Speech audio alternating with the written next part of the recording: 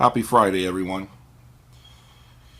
Today is going to be a special video because today I'm going to go over the top 8 preamplifiers that I have personally owned and my impressions of each. I want to be sure that I first say, guys, please hit that subscribe button. You guys know that helps me tremendously. Let's continue to do this. Let's continue to have our journey together. The Mephisto is still sitting there cooking. I am going to basically talk about other things that I have had, and today's video is going to be about that. It's going to be about those preamplifiers that you guys might know or may have never known that I have owned. And I'm going to give you at a high level what I thought of each of them in terms of the pros and the cons. And at the end of the video, or towards the end of the video, I am going to give you my personal pick as the number one. I am actually going to do a rating as far as I'm going to place them. Okay, so there's going to be places 1 through 8th. Without further delay, let me go ahead and tell you all the 8 preamplifiers that I have personally owned. Here we go. Passlabs XP30, Boulder 2010, ARC Ref 6, ARC Ref 6 SE, which I am not going to talk about, by the way. That's for a later video. ARC Ref 10, Merrell Audio Christine, which is what you see here. The Dan D. Agostino Momento HD, Luxman 900U, Air KXR 20. Those are the 8 preamplifiers we're going to talk about today. Alright, let's get going. Alright, so in no particular order, here we go. Passlabs XP30, the pros. Very smooth and musical. It is built like a tank. It's actually 3 chassis with 1 power supply per channel.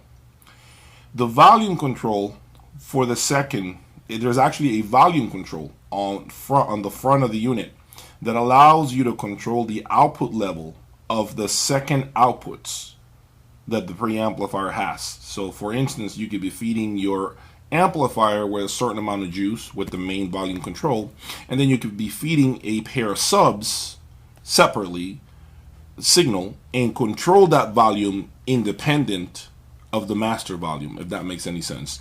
So I thought that was a pretty cool feature, especially for you guys that are using like bookshelf speakers. That's a very handy feature that this preamplifier has. This preamp, you simply cannot go wrong if you own a Passlabs amplifier. There's absolutely nothing wrong with putting them together. They're always going to have maximum synergy. It always works each and every time. I thought this preamplifier had, a very good soundstage. Very, as I said, very smooth and musical. I feel like you get good results too with this preamplifier by using other amplifiers. I didn't feel like it was very only targeted the Passlabs amplifier, if that makes any sense. It wasn't just for the Passlabs amplifiers. It actually was a very universal preamplifier. It always worked really well. And of course, I don't need to go about, I don't need to repeat myself when it comes to how great Passlabs is as a company and how great their customer service is. I mean, they are world class in terms of customer service. Never have to ever worry about the reliability with them or be concerned with, they're going to send you a $3,000 bill to fix something. Passlabs, man, you can forget about that with them, okay? There's no such thing as that. Passlabs is just very amazing to work with. Incredible company to work with. I can't praise them high enough. I really cannot. I've said it before in one of my previous videos. Other companies should follow and rip a page off of their book and really understand what Passlabs does for their customers. They really are in a league of their own when it comes to that. The cons of this preamplifier. It's an old design, guys. It's been around the block. Okay. I would say it lacks the air of some of the top preamplifiers on this list, which we will go over. It doesn't have the bass control for instance, that the Momentum HD has, or even the Audio Research Rev 6 SE or Rev 6 have. The soundstage size is average at best. It's not huge. It isn't, again, and I make references, and I know it's a different tier group. I want to make sure I say that. It is a different tier group. This preamplifier, I believe it's like $17,000, $18,000. And to be fair, I am comparing it to the soundstage of those preamplifiers that cost $40,000, $50,000. So it isn't a fair, but guys, I'm comparing what I've owned here. So I'm giving you my opinion and staying on topic and staying basically as objective as possible. And all I'm saying is, in terms of soundstage, it doesn't have the biggest soundstage. Okay, it is actually a sluggish preamplifier. It doesn't have the speed, the slam, and the dynamics of the Boulders preamplifiers or the Momentums or even the Merrell Audio. It doesn't do that.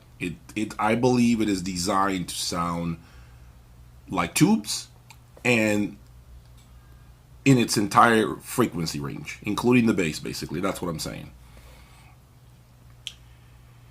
Next, the next preamplifier, it's the Boulder 2010. Pure Class A design, built far better than the Passlabs XP30, as it should, given the price discrepancy. I believe this unit, production ended, I want to say, in 2017 for this unit. And the last retail price, I want to say it was like $48,000 or something like that. So there's a huge price gap between both. It's a gorgeous looking piece. I mean, you really feel like you got your money's worth when you see this thing. It's an insane soundstage size and depth. Perhaps one of the largest presentations I have ever heard, period. The speed and bass control are just phenomenal in every regard. You really want to sit there and crank it up louder and just see what happens with the presentation. I mean, that's how trigger happy you get with the Boulder 2010. It is really, really an impressive presentation. This also, speaking about the soundstage size, this preamplifier doesn't make the presentation feel inflated or fake as some other components that I have personally owned, where they're trying to attempt to make the presentation be bigger, but also lose focus. That's not the case with this preamplifier. It also sounded good with a lot of different amplifiers, including the Passlabs that I've had here, the XS300s. So I really do believe this has a lot of flexibility and compatibility with many other amplifiers out there. You shouldn't be afraid to try this with different combinations. I do believe it works really well with other amplifiers. And of course, Boulder's customer service and bulletproof reliability. I mean, that's another Passlabs in terms of that. Their customer service is just incredible. Boulder is insane when it comes to their service, when it comes to dealing with them as a company. They're just amazing. The cons, it's very expensive. As I mentioned to you, $48,000 is a lot of money. Yes, of course, it can be had for less on the used market. We know that. But I'm talking MSRP prices here. I'm not taking in consideration right now the used market value. It runs hot because it is a Class A design. So it is actually the hottest running preamplifier I have ever had. Nothing ever came close to the heat of that device. It gets really hot. And it is not the preamplifier that you want to shove inside an enclosed compartment or a rack or anything like that. I just wouldn't advise it. It needs ventilation. And as good as it is, and this is not a knock, but it is an old design that has been out for like up until they discontinued it. I believe 17 years or something like that. It was out for a long time. So it is an old design already. It is also very neutral. It won't forgive you with poor cabling, poor electronics. This is not the preamplifier to forgive you. The XP30 would forgive you more. The Boulder 2010 it's raw. It will tell you what it is. Okay, so it's very neutral. The next preamplifier is the Audio Research Reference 6. Again, I am not going to go over the Ref 6 SE. I don't want to make this video extremely long, so I want to just talk about the Ref 6 and then the Ref 6 and then the Ref 10 after that. So the ARC Ref 6, the pros, it's got beautiful vocals due to the tube design, of course.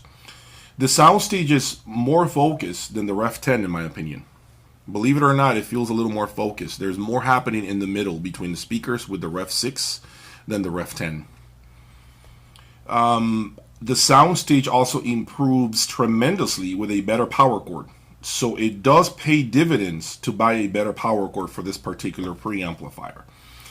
It also improved when I connected it into a Shunyata 6000T power conditioner. I felt like the soundstage just got larger, almost like a Ref 10, but not quite, but closer to a Ref 10. I feel like it did open up a lot of the presentation in a good way, and that was actually I was very surprised when I heard that. I mean, it really pays dividends to put your money into this preamplifier, buy a quality power cord and a good power conditioner. It really does help it.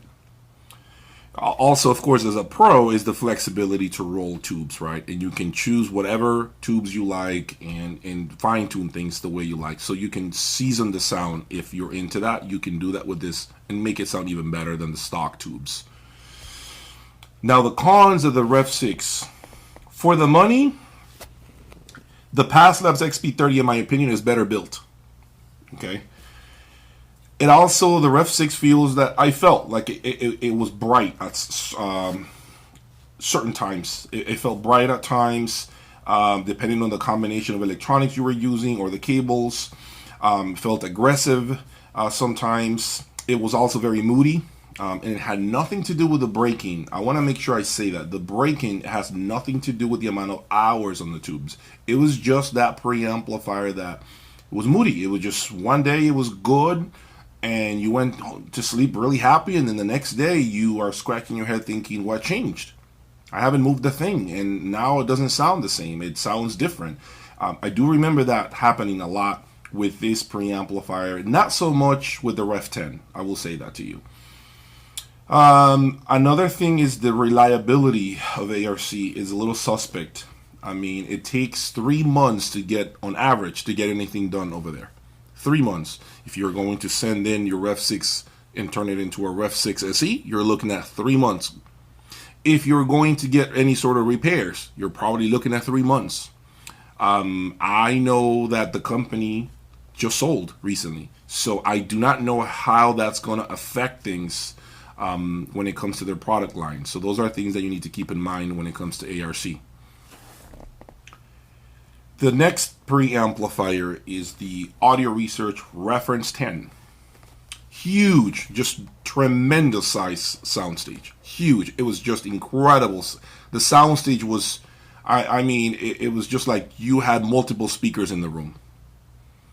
It was very smooth, very relaxed. It cruised through the ocean. The Ref 6 is a speedboat. The Ref 10 is a yacht. Cruising, sailing. It's not hauling ass to get anywhere fast. It's just taking you on a long, smooth, engaging presentation. It is also not, as I mentioned to you, not moody like the Ref 6. It never sounded aggressive. It never sounded bright. It never got in your face. It never made you feel like it was too loud. It never really jumped at you. Never did any of that. And regardless of the volume level, the Ref 10 continued to deliver day in, day out. Nothing ever sounded bright. So I feel the differences right there is that the Ref 10 has a larger presentation, and it's dialed in to just feed you a lot more of a emotional and musical presentation than the Ref 6 does. The Ref 6 has the musicality of tubes, but I feel the Ref 10 takes it up another notch. Now, the cons of the Ref 10. It is expensive. I believe the new MSRP is $34,000. It is 2 chassis. That means 2 separate shelves. You're going to have to keep that in the back of your mind. You can't stack these chassis, okay? The power supply chassis puts out heat. You can't put one chassis on top of the other. All right, you need 2 shelves for these pieces. There's a lot of tubes in there, so there's more cost of ownership to replace tubes. I believe this preamplifier also lacks the focus, the actual focus of a Boulder 2010 or a Momentum HD preamplifier. Because the presentation is so large, sometimes you miss hearing the smallest nuances in the presentation.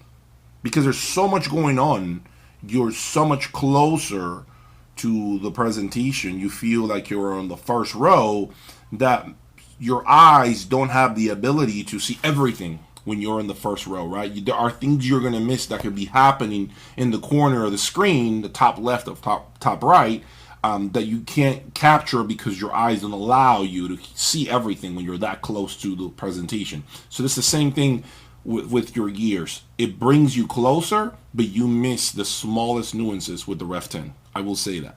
Now, again, I don't know if with tubes it would be better. I'm just saying with the stock tubes, that was what I found. Merrell Audio Christine. $12,400 MSRP that, in my opinion, performs far above its price point. It's very fast sounding. It's got clarity and drive, easily exposing the inferior Passlabs XP30 in this regard. Way faster than the Passlabs XP30. Good soundstage. It's pretty wide. This preamplifier always shocked me, because it has been incredible with many different power amplifiers I used it with. It is very flexible. I feel like you can use it with just about any amplifier out there. I have the Mephisto, I've had the Merrells here, I had the Parasound JC1 Plus, I've had different amps with that preamplifier, and it always drove everything gracefully. Never really had a hiccup, never really had something like incompatibility. And I know of someone else who owns one. If he's had it with Momentum stuff, he's had it with other preamplifiers, and never had a problem. So I know it's very compatible, and that is very, very good to know.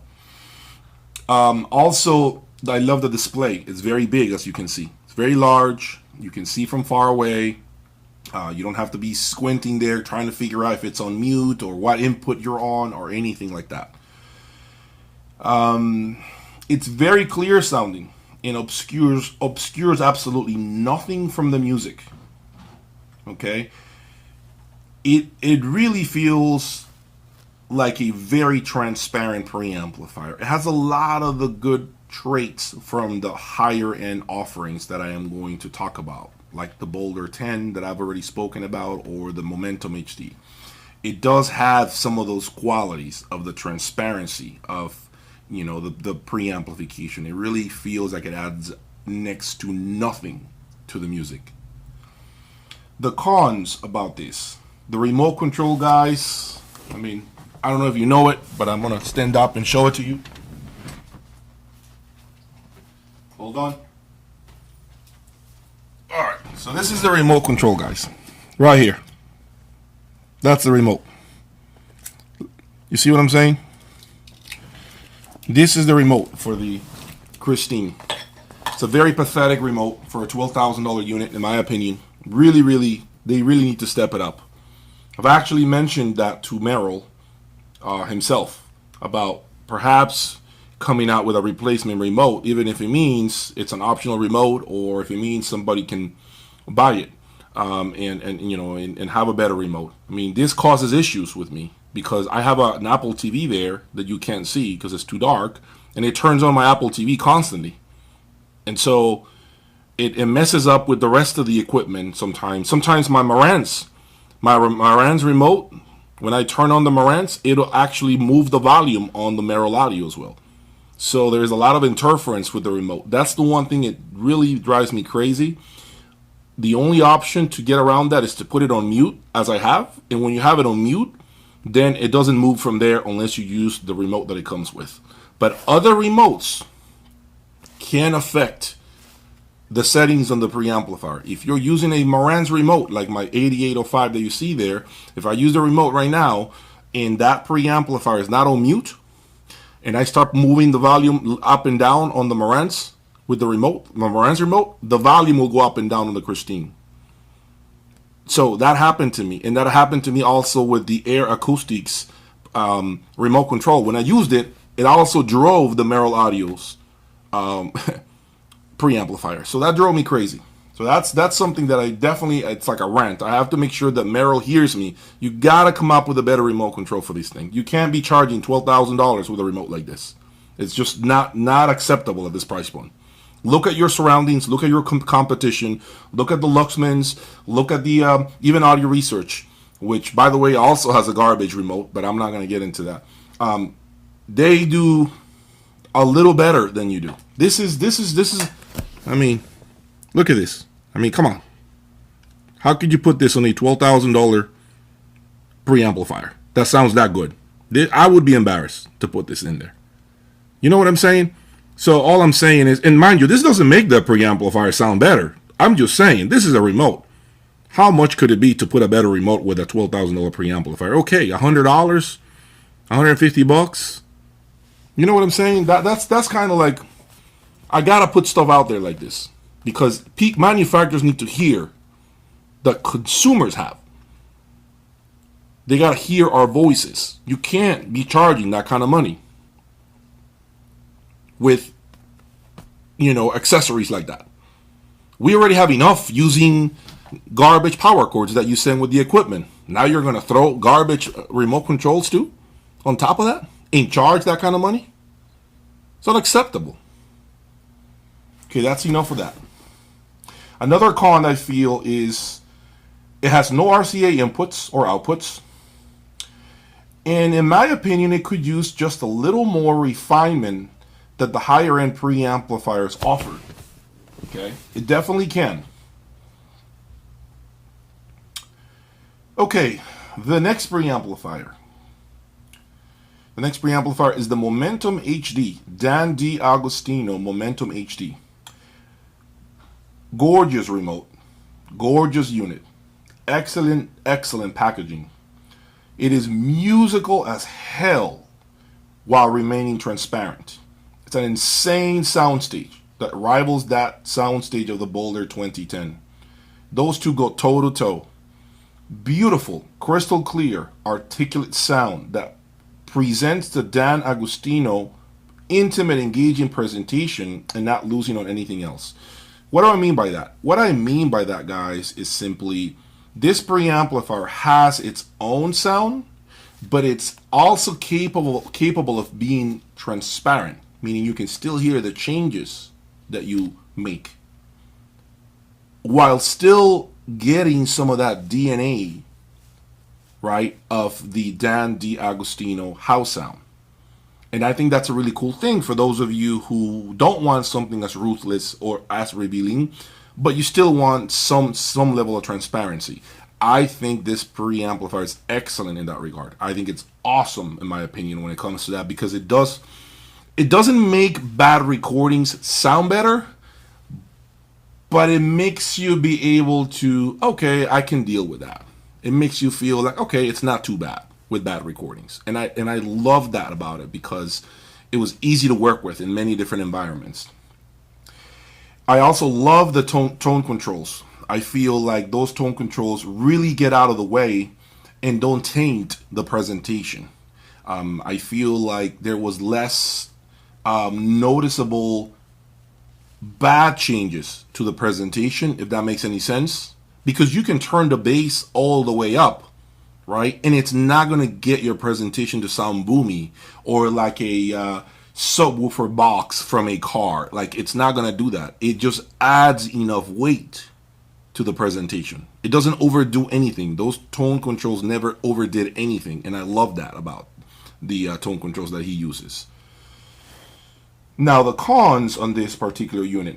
It is expensive. At $40,000, it is a very expensive unit. But this is indeed his best preamplifier ever. And he says it. If you look up on YouTube his videos, he says it himself. This is indeed his best work, because the last generation of the Momentum preamplifier didn't really get a lot of love, and he knew that. So he needed to come out with something that was far better, and this indeed is that preamplifier. Another con is very, very difficult to keep this thing clean. Very hard. Dust, you see fingerprints, you see it all. Very hard. Another thing that happens is there's a clicking sound through the speakers when turning up the volume.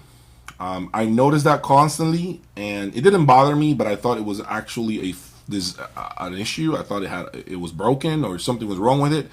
But in reality, that was not the case, guys. What happened is those are the I can't remember. But anyway, those are some relays or something that you hear on the volume. As you crank up the volume, you hear a clicking sound, but it's actually very apparent especially through Wilson audios.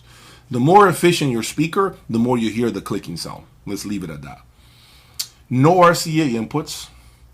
And another thing that I think is a con is that one has to spend yet more money on a power cord to make it sound even better.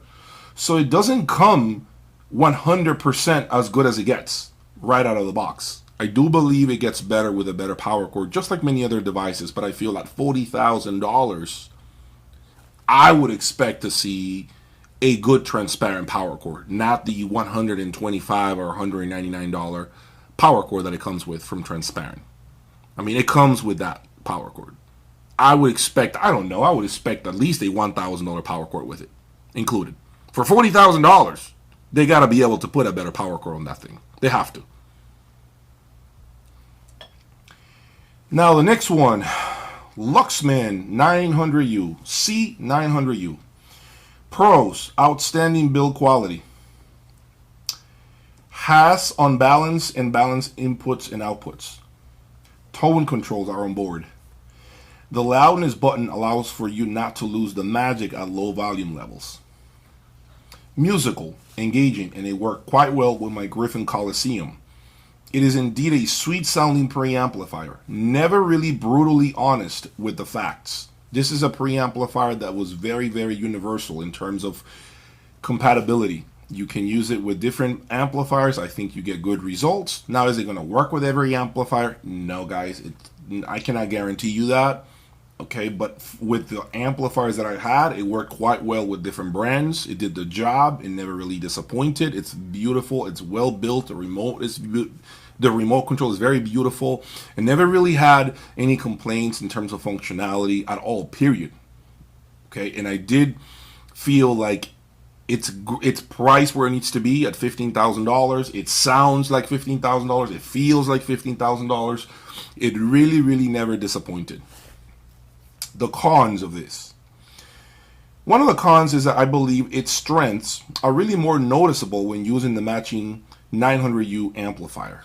I feel like they're just made to be together. They should go with each other all the time. I feel like you really never capitalize on every aspect of that preamplifier unless you bring the M900U amplifier. Small display as well is a pain in the butt. You can't really see things from far away. Like you are trying to squint. Is it on input 1 or input 2 or input 3? What is it? Is it on mute? Is it not on mute? That was a pain for me. Is the loudness function on or off? That was a pain. That was painful for me when it comes to the 900U. Of course, it lacks the huge control of the Boulder 2010 and the Momentum HD. As expected, these two are on a different tier group. Okay, and some of you guys might say, well, just because it is more expensive, it doesn't mean it's better. Yes, there is a certain element of truth to that. Agreed. Because you can have AccuFace and the new E800 integrated. I didn't like it. I didn't think it's worth $22,000.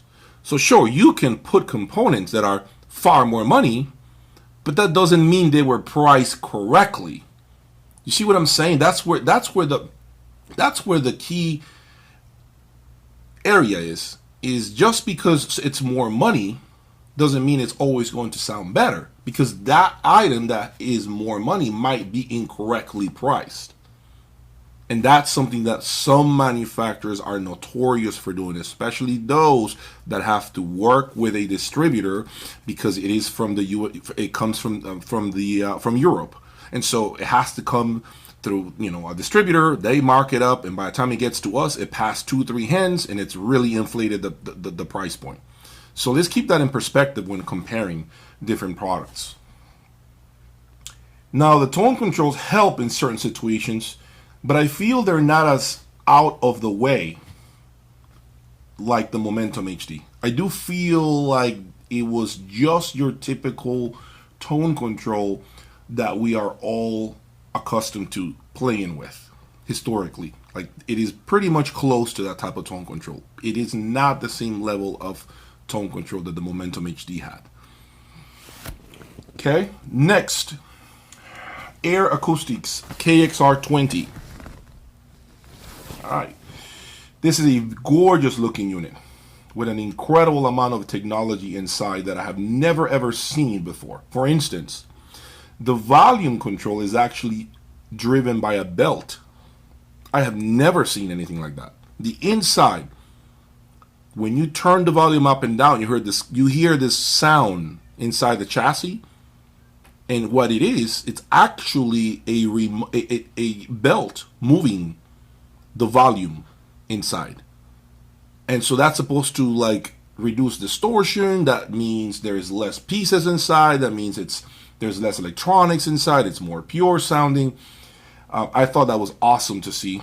The biggest standouts that I remember were the high frequencies and the soundstage size. Both are just on another level. Far better than the XP30. Far better than the Christine. It is just a different level of presentation. It really is. I feel that this was almost like the twin brother of the Ref 10, but in a solid state version. It has just about the same soundstage size, depth, and height, and the high frequencies are also very tube-like. It has far better bass control than the Ref 10, and another pro is it's just one chassis. It's small. It doesn't take a ton of space, and it never runs hot. Never, ever. Cons. Well, the horrible buttons on the front of the unit, because they're pressure sensitive. So you have to apply it just the right amount of pressure for them to work. And if you're a big guy like me, it will be very hard to be gentle with it. So I spent sometimes 20 minutes trying to make the buttons work, pushing just with the right force, tapping them just the right way. And I was told by Air themselves that they're just very pressure sensitive. There's this different design of preamplifier with different buttons, never seen on any other preamplifier, that work based on the amount of pressure that you put on the button. So it was very hard for me to get it to work and go into the menus and do the settings, and it's very hard, and that was painful for me. And now I know I have said this on very few preamplifiers above, which is the fact that this has been around for a long time. And if you ask yourself, why is that a con, Jay? Well, because you always wonder if the manufacturer has something coming out soon. So you're spending money on something that is pretty much outdated, and it makes you feel, or makes you wonder, if it is wise to put this kind of money on this or any other component for that matter that has been around so long, and you don't know if next week or the month after the replacement is out, and now you're stuck with the old and not the new. Nobody wants to spend this kind of cash only to find out it has an expiration date that is fast approaching. Period. On any component. Okay, that's just a fact. Okay, so I have gone over 8 preamplifiers, and you guys have heard me speak and give you a high level overview of my experience with them. With that said, and as of today, the day this video is releasing, here is the ranking system of the preamplifiers I have described just now. In 8th place, 8th place, I have the last place, actually 8th place, and that goes to Passlab's XP30. To me, that is the worst out of the 8 preamplifiers I've gone over just now. 8th place. It's outdated, and the XP32 is out. I haven't heard it. XP30 has seen its time. It needs to just sail away now. 7th place.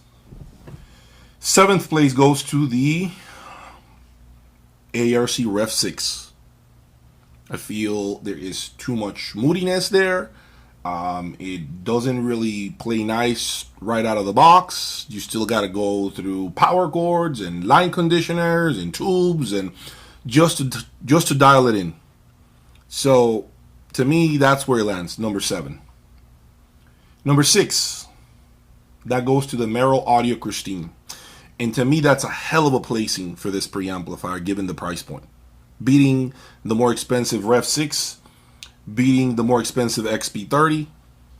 And it's been around for a while too. It hasn't been around as long as an XP30, but it's been out for a minute and it continues to deliver. 5th place, cracking the top 5. 5th place goes to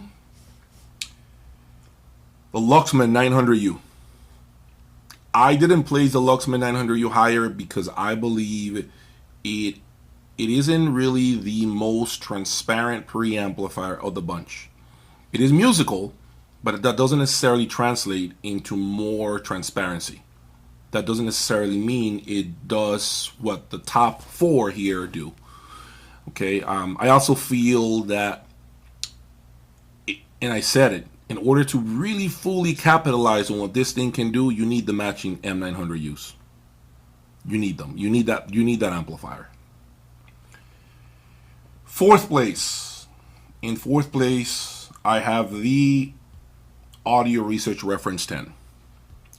Yep. And I know some of you guys are going to be like, wow, you have the Ref 10 in 4th place. Yes, I do. Why? Guys, it inflates the sound, but it doesn't, it loses focus in the middle. You miss detail that the top 3 provide. You miss things. There are things in the middle that are happening that you're not necessarily picking up with the Ref 10. That doesn't mean it doesn't sound good. It still sounds amazing, but it misses every single bit of information that the top 3 preamplifiers have and give you. Okay, here we go. The top 3 preamplifiers that Jay has personally owned. Ready? And let's go. 3rd place. 3rd place goes to the Air Kxr 20. I feel this is one hell of a placing for this preamplifier that has been out for so long. It doesn't, it really doesn't even have 2 chassis. It's competing against 2 monsters with 2 chassis, external power supplies, yada, yada, yada. And this thing does it with 1 single box, small, compact, no worry about heat, not fuzzy about a lot of things. And it sounded really good out the box. Of course, it gets better like anything else when you have a better supporting cast, but it really sounds impressive out the box.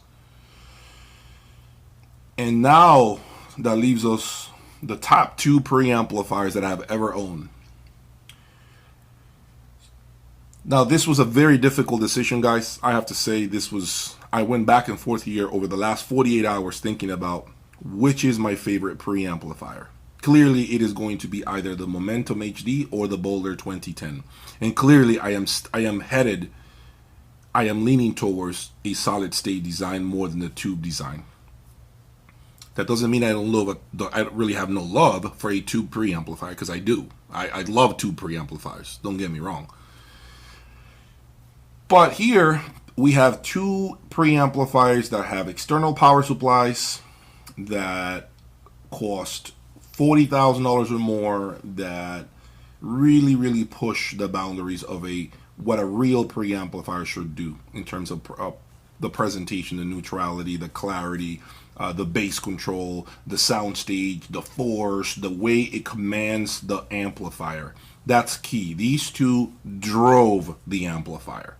They took control. They owned it. They owned every amplifier I connected to them. That's what these 2 did. These 2 owned anything I connected to them better than the rest of them. Okay? But a man has to choose a favorite. And my number 1 preamplifier, since I've been doing this, is the Momentum HD. That's right. Momentum HD for me is, I chose it because it has a transparency, but it's not ruthless, if that makes any sense. It's a combination of transparency and musicality. Plus, it has the bass control of the Boulder, if not maybe probably, maybe I would say a little more than the Boulder. It has the soundstage. It has this beautiful presentation. You can hear the changes that you make, as you change cabling and everything. And it just makes a lot of things sound more pleasant while remaining as close to neutral as it's feasible. Just remember, guys, this is my personal opinion, and that's really all I'm giving you. I hope this video has served you well and that you guys can continue to follow me. More videos like this will follow, and I thank you for your time, and hopefully you watched the entire video. I really, really hope you have enjoyed it. Thanks again, and you guys have a good night.